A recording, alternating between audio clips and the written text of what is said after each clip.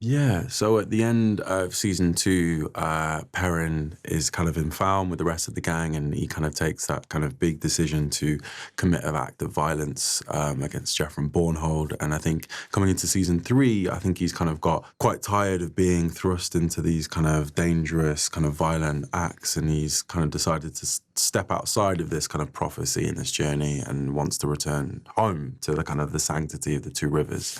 And then I think he kind of realizes then that there's another kind of threat encroaching. But I think, yeah, he's kind of trying to step outside kind of like the duty and responsibility that he's felt previously. But I think he's learned a kind of a lesson that actually that isn't really possible. So he's kind of thrust into a leadership role, but without the help of his friends that he's had in previous seasons. Yeah, and I think, where you find Matt at the end of season two is that he has a great sense of he's a newfound sense of value in himself and like what might be expected from him as a person to like contribute in society, and a lot of season two is him kind of managing a great sense of like failing and a great sense of like kind of I think like self-loathing and stuff, and that he's had this big like affirmation that there might be more in store in life for him than just being a good mate to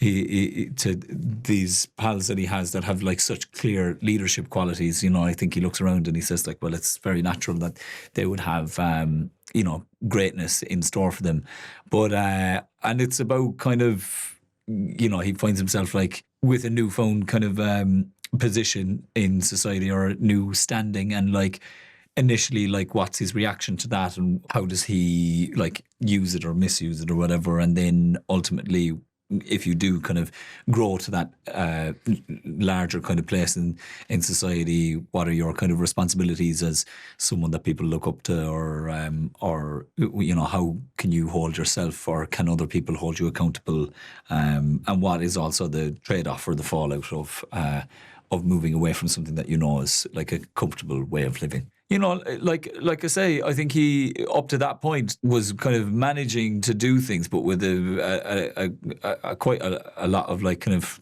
with a low sense of self-worth. And so I think like that's where we kind of see him at the end of season two, is that he's kind of realize that there's kind of that he might have more to offer, and I think that's a pretty powerful kind of like emotional shift. I think as much as he loves adventure and stuff, I think he also really he has a quite like a simplicity to him, and that like he likes spending time with his mates. He likes kind of going for pints. He likes being there for his friends when they need him. I think like he enjoys adventure, but also he probably doesn't enjoy kind of the responsibility, and or rather like that being in a position where other people are going to depend on you, because I think he's probably in a circle where he's dependent on his folks, and that's kind of let him down a bit. And then he's seen that his sisters depended on him, and that like it's an uncomfortable place as such a young person to feel that. He's enjoying himself. I think that's where his emotional state is at the start of season three, but it's coming at the cost of like ignoring some other stuff. He's like kind of avoiding or pushing down what is the true significance of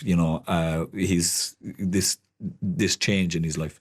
Yeah, I think this season kind of goes up a notch. I think that's what is quite amazing about this show. I think from the first episode that we see, there's an action sequence that I think is incredible, and I think it's kind of a lot to do with like the cast now being so comfortable with action. But Kieran Donnelly he does the first block and the last block of the season. And I think there's action sequences that, combined with the level of VFX now, which I think looks stunning, I think it's just set the level of jeopardy to like another level. I think Perrin has his own journey in season three, and there's a lot of action, and I think there's a precision of choreography that I just hadn't really seen in previous seasons. There was kind of like a lot of action, but, there was a lot of kind of storylines within it. I think in this season, like there's contained action, and everyone kind of knows exactly what they're doing, and any sort of strike or hit they're so purposeful, and there's nothing kind of like generic about it, to like the background artist, to the action